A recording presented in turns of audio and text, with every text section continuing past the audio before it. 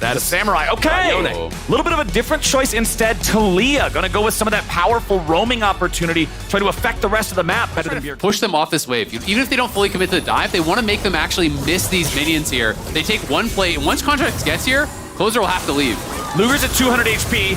Closer goes over the wall, but now he might be in some trouble. Luger is still alive. Contracts gets the kill, and it's Closer who burned. And, you know, with that early gank from Closer, we saw it, especially with Tenacity on Fiora, where they got the first couple kills when he gave that double gank. And in the team comps, Closer actually says, all right, don't lose your lead, as we'll take a pause on that for a moment as the gank does come on, and Tenacity now trading damage. Aurelia ult comes down. Unfortunately, it does not look like it's enough, and there's that point-and-click stun. CLG. Goal swapping over from mid lane to bot lane a while ago. We saw him bring out the Azir. We're seeing him bring out the Soraka. I love that flexibility. We're back into the action here. Hunter Thieves going to grab the first dragon of the game here, and still relatively early on. So with this bot lane prio, not quite getting the turret here.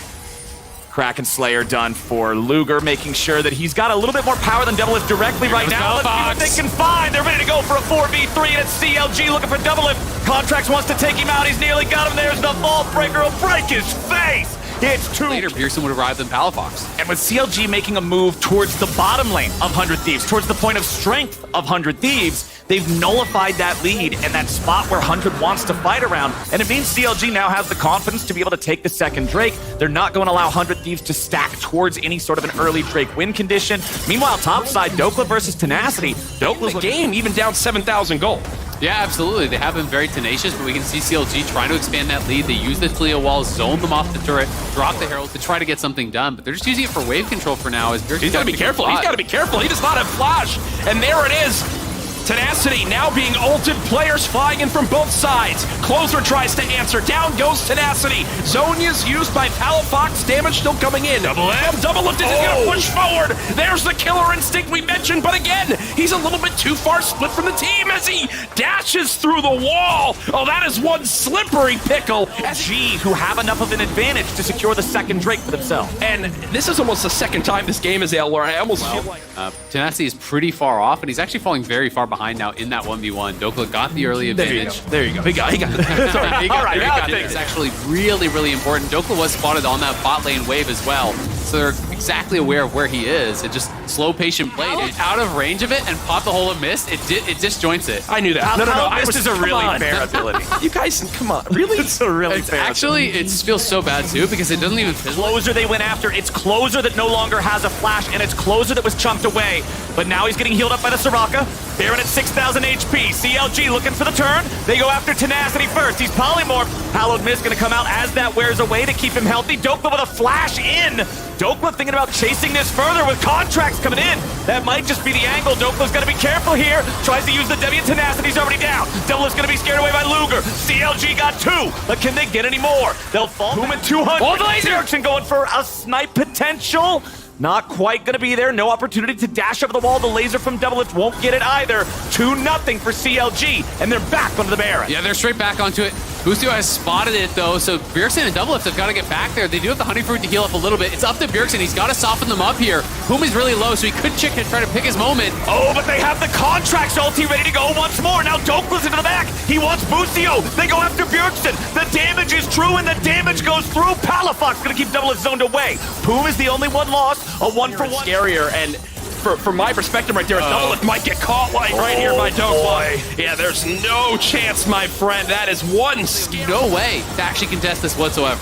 And not only can they not contest this, but look at the timers perfectly. We watched here in the LCS studio. 100 Thieves now in a pretty similar scenario to what Immortals was in. Like this game feels a bit different if Tenacity has Flash instead of Ignite.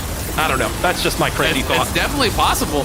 Oh, Dokla in a 1v5 kills Closer and buys enough time for his team to secure the tier 3 turret in the top lane, as well as the inhibitor. CLG gets a 1-for-1 and a 1v5. Palafox is just going to fire the Weaver's wall into the fountain to stop them from being able to rush out and save the Nexus turrets. First Nexus turret still under a little bit of pressure here as Doublelift just gets the snot knocked out of him. He manages to live thanks to some of the healing and support of Boostio, but CLG are not done. They want to continue this pressure. They want to continue pushing forward and pushing 100 Thieves away. They've got 2 enchanted Baron Cannon minions. providing some right there with Aurelia gone. I'll take Aurelia and Jarvan out of the fight and hopefully have a 4v4 if you're 100 Thieves. And there's just not enough damage to be able to make a way to take a 50-50 as they're just going to go ahead, take this split as the entrance comes on in. It's Contracts leading the charge. Teleport being used. Closer does get cut down low. That Q already ready again as they won't find more off of it, but guess what? The survivability is there. Palafox puts down the wall. And that won't just be the green light yet to go on, and I thought they were about to explode onto Tenacity and Bjergsen right there. Yeah, but they're going to just take the inhib. Easy peasy. They go to mid. They already had the wave prep there as well. So looking at triple inhib, 100 Thieves, which is almost impossible to come back from as there goes Dokla. Dokla's ready into the back line, and he jumps onto everybody. Now he's going to be focused fire, but it will not matter because Double Lift is already down. That's the AD carry. That's the Zeri. That's got to be it. Tenacity wants to fight back, but he can't even kill Poom. It's two traded for nothing as Closer tries to run away, and Palafox sets up the alley-oop for the four-man play. Nobody dead on CLG, and they will run over 100 Thieves. The final kill for the Ace. 35 minutes in, 15-2. CLG gets it done.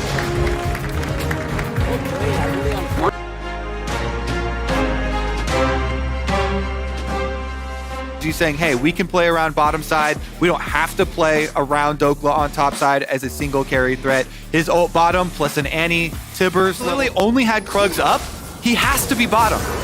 He's here going for the slow onto Prince. Luger in pursuit, but Prince flashing away now. Winston putting his body between himself and the rest. And Tom Kench, dangerous burn on him. First blood to Luger. On a move where Luger is safe.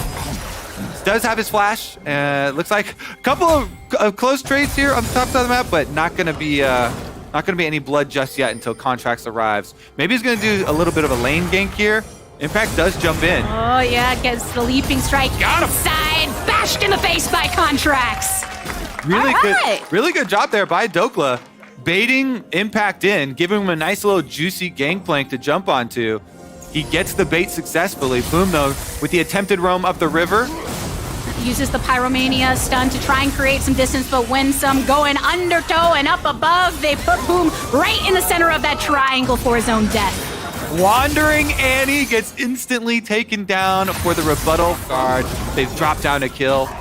They still remain focused. They go for their bottom side play. They get their cross map, and it's even more value for them. Getting the kill plus the dragon and actually going to go for it. Spica, blast cones in. Yeah, he's here, throws down the ultimate, wants to get the lock onto two, but ends up missing both. Impact also on the collapse, and Vikla burned on down, ults into the backline of them all. Contracts marked down low, but it's Dokla that's the first to fall in this exchange. A stun up onto Impact, gets punished in the process. Contracts, no flash as it was previously used. FlyQuest wants to get Palafox after he flashes over the wall, manages to get some slaps on him.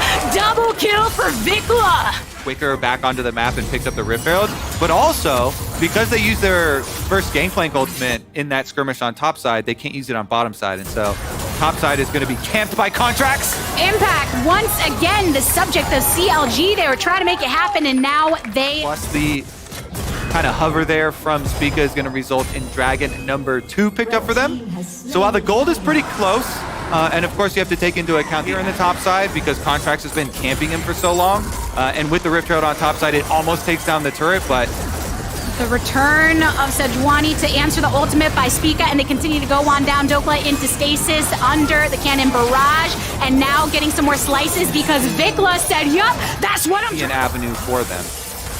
That first turret for CLG. FlyQuest looking to answer with that bot side turret now for themselves. Every AD carry, very excited to see what he's able to pull off it. We've had some real big Aphelios highlights, especially here with this I item. think it is important to call out things like that Gale Force, right? The same way when we're looking at stopwatches and beyond, there's a reason that champions like Aphelios, CLG don't want to step up to this dragon take, so it is sole point for FlyQuest. Otherwise, FlyQuest will continue to push in on you. Vikla now on the top side, though. He's the chosen one. Surrounded by 3, and CLG want to defy what he has accomplished thus far over the wall.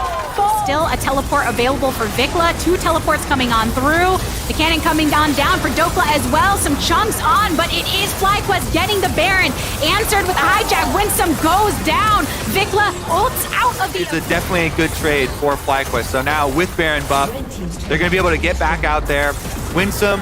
The two people that CLG really have to worry about and what they have in their arsenal to try and escape some of the bursts that CLG want to throw down, and they want to go for more right now. Vikla starting to get it, but he gets a shutdown onto Palafox instead. Contracts knocked up, knocked down. The anti-Tibbers response, and soon that power goes down, down, down. I mean, the whole reason FlyQuest won that fight in the mid lane is because Vikla had the kind of Matador play where Dokla steals Yone ultimate and charges right for Vikla, but Vikla just soul unbound a little bit to the side, dodges out on it, and then they just blow up Palafox. And I think off of that individual play being highlighted, FlyQuest worked very well as a team to just keep their focus on these objectives, get themselves the soul right now, an Ocean Soul at that. And even though the gold hasn't been this monumentous moment, it's a steady crawl for them, trying to get the finish off onto Dokla. Vikla, I think he's feeling more confident in his play. Well, this game is going to be just that. He's definitely been confident.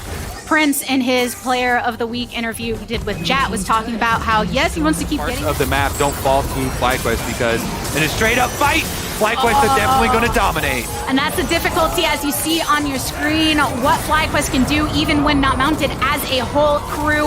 Vikla, the subject of Luger right now. Luger over the wall, flashes forward for the final burst. Fire! Woo! Putting only the second impact with teleport available. Will be coming into that bot side. Boom getting chunked down. Vikla into the back with the ultimate. Starts to slash. Contracts is the first subject, but actually it is Boom, the first to fall. They've taken down the jungler, and Palafox is immediately upon stopwatching falls as well. CLG is big. Dokes, you better be big when you're the only one standing on the map, and you got Vikla upon you. But FlyQuest, they see that line, they see that avenue into the base right now, and they ain't afraid of Dokla. Yep, FlyQuest deliver the killing blow. Baiting around Baron, turning out the lights, and it's Dokla versus the entire team. Dokla just with his little gangplank self in the fountain for FlyQuest. Ain't no loss, gonna keep him down, bouncing back against the